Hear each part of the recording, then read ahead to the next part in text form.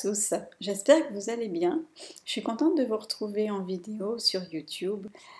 Oui, ça fait un moment que j'ai plus fait de vidéos, mais j'ai fait plein d'autres choses. Et puis, je remercie toutes les personnes qui sont restées en contact avec moi par ma page Facebook, ou toutes les rencontres que j'ai faites dans ce laps de temps.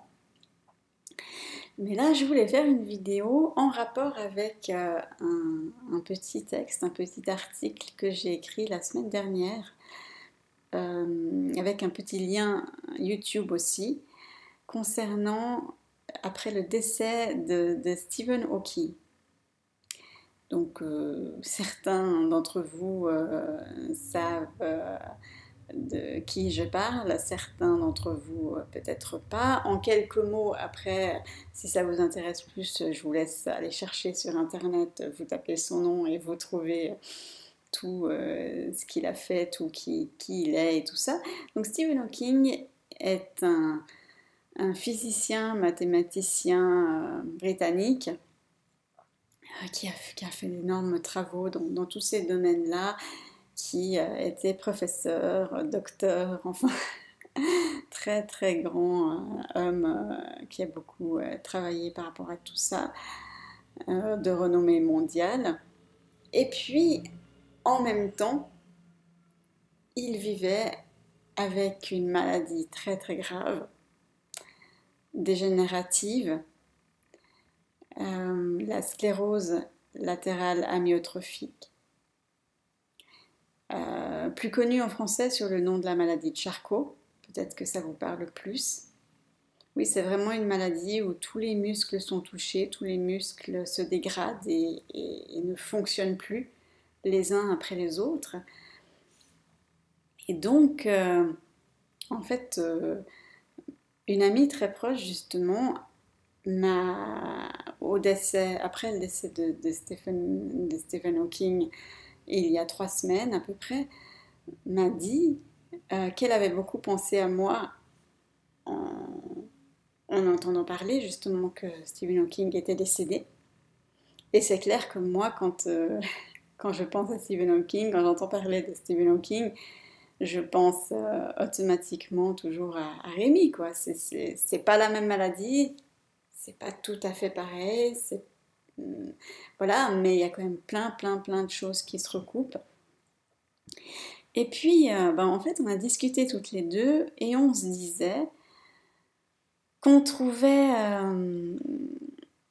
très triste, très grave, très pas bien, quoi, de donner des diagnostics de survie, de nombre d'années ou de mois de survie sur des maladies comme ça.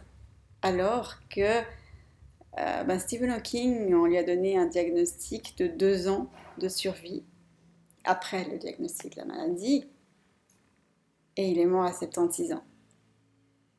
Donc on se disait, mais c'est fou, c'est fou. Pourquoi on donne des diagnostics de temps de survie qui sont souvent beaucoup plus courts que ce qui se passe en réalité? Bon, ça dépend des maladies, ça dépend les années, en quelle année c'était. C'est vrai que Rémi, il n'a pas vécu 70 ans de plus que le diagnostic qu'on lui avait donné, mais il a quand même vécu 50 plus. Et je connais plusieurs autres personnes avec des myopathies ou d'autres maladies vraiment très très graves, dégénératives, mortelles. Et toutes les personnes que je connais survivent beaucoup plus longtemps et sont toujours en vie pour certaines, pour plusieurs, que le diagnostic qu'on donne au départ, qui est très souvent très très bas. On parle de nombre d'années, hein, où on dit, à tel âge, vous êtes mort.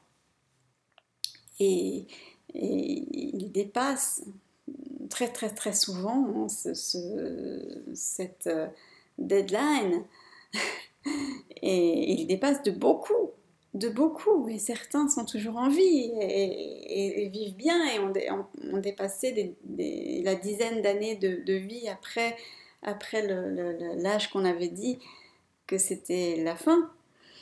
Donc, c'est, on était vraiment très touchés, très tristes, très apeurés. En tout cas, moi, je suis très apeurée que la médecine, les médecins donnent ces diagnostics toujours. Et puis, pour moi, ça dépend aussi beaucoup de l'entourage, de si justement est-ce que ces personnes sont poussées vers la vie, poussées vers le futur, avec des projets, voilà, on ne sait pas combien de temps ça durera, mais l'important c'est d'avoir des projets, l'important c'est de penser à la vie, de penser à demain, à après, qu'on va se construire une vie avec tout ce qu'on peut construire dans une vie et pas se dire bah, de toute façon ça sert à rien, il n'y a rien à construire, ça sert à rien de construire parce que dans 2 ans, parce que dans 5 ans, parce que dans 10 ans, parce que dans 15 ans vous êtes mort. Et malheureusement c'est souvent ce qui se passe. Et puis ben, Rémi avait choisi cette façon de faire, Rémi et sa famille, et moi dès que je suis rentrée dans sa vie, dans sa famille, dans son histoire, on avait décidé de construire malgré tout, de voir un jour après l'autre et de créer, de construire et puis de toujours voir le futur. Et je pense que d'avoir des personnes, un entourage, une famille qui pousse vers l'avant, qui ne pense pas tous les jours à cette date, date butoir, date finale, ça rallonge la vie de ces personnes. Ça rallonge la vie de ces personnes et ça rallonge de beaucoup. Et on peut jamais savoir quand on va mourir, hein, nous tous, qu'on a eu une maladie grave, mortelle ou pas. On peut tous mourir demain en sortant de chez nous ou j'en sais rien, n'importe quoi, et la vie est finie, hein. Donc aussi cette façon de penser qu'ont certains, toujours pas tout le monde, hein, bien sûr, hein. C'est jamais des généralités que je fais, mais que certains pensent que voilà, ça vaut pas la peine de vivre certaines choses quand c'est à long terme, quand c'est à court terme, excusez-moi, quand c'est à court terme, que voilà, ça vaut pas la peine. Et j'avais beaucoup aimé, et puis je vais terminer sur ce commentaire que j'ai beaucoup aimé, qui m'a énormément plu, qui m'a donné du baume au cœur, que j'ai entendu justement de l'ex-femme de Stephen Hawking dans le document que j'avais regardé, que je vous ai transmis en YouTube, justement, celui que j'ai mis avec l'article que j'avais écrit.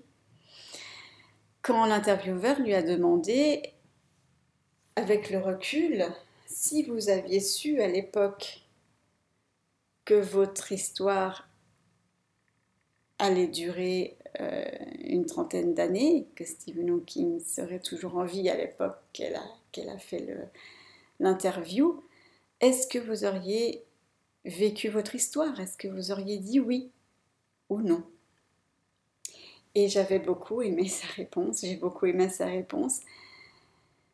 Qu'elle a dit, elle n'a pas répondu par oui ou par non, et c'est tout. Elle a dit, je pense que si j'avais su que notre histoire allait durer beaucoup plus longtemps, je me serais beaucoup plus documentée, j'aurais demandé beaucoup plus de choses, je me serais beaucoup plus tenue au courant, j'aurais fait certaines choses différemment dans la relation.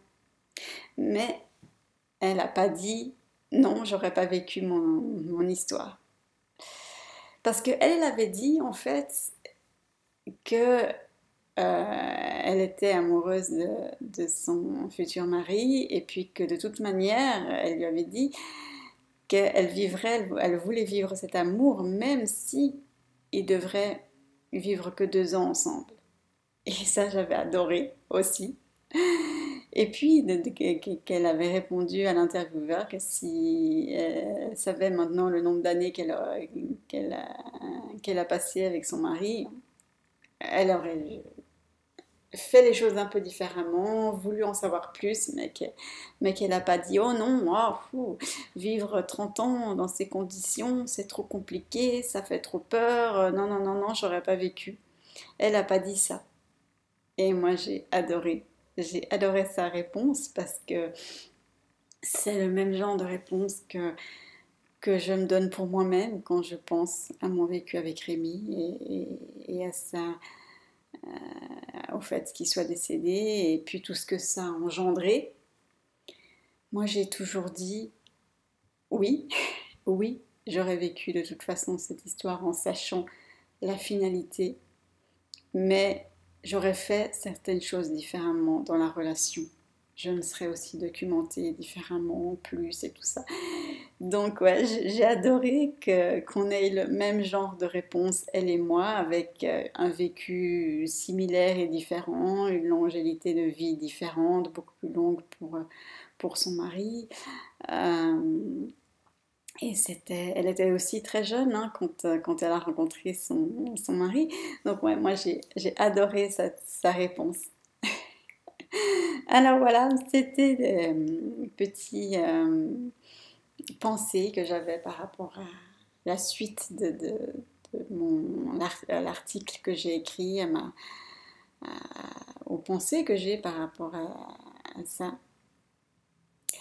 Et j'aimerais beaucoup, parce que je comprends pourquoi, je peux comprendre pourquoi, hein, mais j'aimerais beaucoup que... Moi, j'essaye toujours de garder cette porte ouverte de ces thèmes de la vie, de la mort, de la chance d'être en vie, de la longévité de la vie, pardon, de tous ces thèmes un peu compliqués, un peu tabous, que pas beaucoup de gens parlent, que pas beaucoup de gens osent entendre, que pas beaucoup de gens continuent la discussion par rapport à ces thèmes.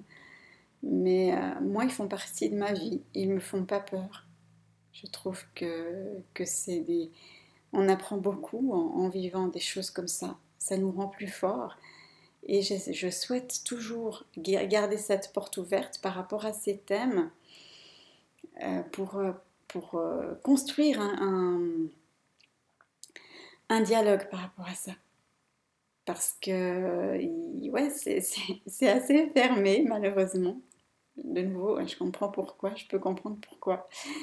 Mais alors de nouveau, pas pour tout le monde, hein, et je remercie toutes les personnes qui osent en parler.